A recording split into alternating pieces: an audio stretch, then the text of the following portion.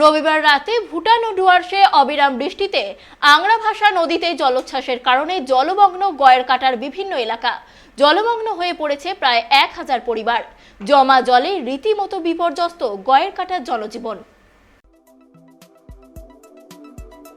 ভুটান পাহাড়ের জল বানারহাটের হাতিনালা দিয়ে প্রবাহিত হয়ে এসে আংরাভাষা নদীতে পড়লে প্রবলভাবে ফুলে ফেপে ওঠে আংরাভাষা। নদীর জল ঢুকে এদিন গয়েরকাটার জ্যোতির্ময় পল্লী, বিবেকানন্দ পল্লী, হিন্দুপাড়া, কোঙ্গারনগর সহ বেশ কিছু এলাকা জলমগ্ন হয়ে পড়ে। জলমগ্ন হয়ে পড়ে প্রায় 1000 পরিবার। সঠিক নিকাশি ব্যবস্থা না থাকায় বেশ কিছু এলাকায় বৃষ্টির জল জমেও জলমগ্ন হয়ে পড়ে। রবিবার রাতেই বহু মানুষের বাড়ির ভিতরে জল ঢুকে যায়।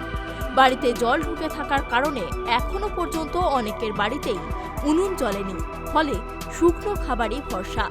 স্থানীয় বাসিন্দা রত্না সরকার জানিয়েছেন, এই বিষয়টা হলো কালভারটাকে আমাদের ঠিক করতে লাগবে। তারপরে আর এদিকে এমপিএল থেকে ওনারাও বলছে যে বানাবে বর্ষাটা গেলে। আর বৃষ্টি হলেই যে মানুষের ঘরে এইভাবে জল ঢুকে যাচ্ছে, এটাও তো একটা অসম্ভব ব্যাপার না। এটা কি বৃষ্টির জল না কোথাও মানে ভুটান পাহাড়ের জল কোনটা? না না পাহাড়ের জল ঢুকে না, না পাহাড়ের জল না, এটা বৃষ্টিরই জল। বৃষ্টিরই জল। গোটা জলটা এই এলাকা দিয়ে বের হয়। এই এলাকা দিয়েই বেরোয়। কতগুলো বাড়ি জলমগ্ন? হ্যাঁ, আজকে আমাদের রান্নাঘর, আমাদের শোবার ঘরে, বেডরুমে কতগুলো বাড়ি জলমগ্ন হয়ে আছে আজকে? আজকে তো নাই করে 5-6টা বাড়ি আমাদের পাড়াতেই আছে, 5-6টা বাড়ি। এদিন সকাল থেকে জলমগ্ন এলাকাগুলি ঘুরে দেখেন বানারহাট পঞ্চায়েত সমিতির সভাপতি সীমা চৌধুরী। তিনি জানান, গয়েরকাটার জলমগ্ন পরিস্থিতি খতিয়ে দেখা হয়েছে। বহু মানুষের বাড়িতে এখনো জল রয়েছে, তাদের জন্য শুকনো খাবারের ব্যবস্থা করা হচ্ছে। তিনি আরও জানান,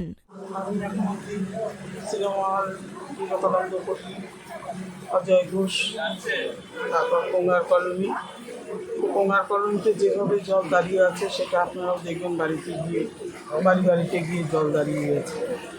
আর যেহেতু এবার হাতে নালাটাকে ডিপ করে কাটা হয়েছে, সেজন্য আংরাভাষার জলস্ফীতিটা বেশি হচ্ছে, তাতে কোঙ্গার কলোনি ভীষণভাবে ক্ষতি হচ্ছে।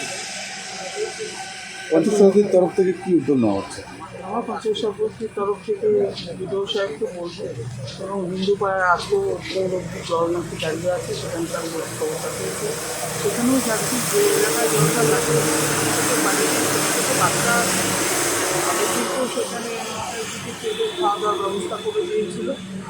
তো এই জল যদি মাস্টার প্ল্যান করে না বের করা হয়, আর আমাদের তৈরি করার পর থেকেই এই জলের সমস্যা, সেই কারণে তাদেরও সহযোগিতা লাগবে। এখন কতটা মানুষের কাছে তৃণমূলের সাকুয়াঝোড়া 1 SC/ST OBC সেলের অঞ্চল সভাপতি সমর সরকার জানান, আংরাভাষা নদীর জলোচ্ছ্বাসের কারণে মানুষকে সমস্যায় পড়তে হচ্ছে। আমরা দলের পক্ষ থেকে মানুষের পাশে দাঁড়াবার চেষ্টা করছি, তবে 9টার পর থেকে বৃষ্টি কিছুটা কমলে জল নামতে শুরু করেছে এলাকায়। জলপাইগুড়ি থেকে সুরজিৎ দের রিপোর্ট, ট্রাইব টিভি।